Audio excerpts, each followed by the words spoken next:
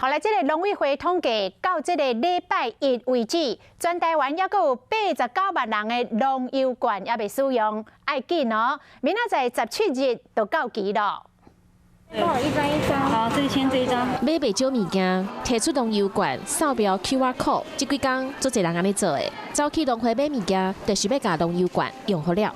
六张，这么对，一起抵，然后买超过嘛，又多了200多块用刷卡。农油罐一张250，期限到明仔载为止。农委会统计到9月14，全台湾已经用411万张，还阁有89万人还未用。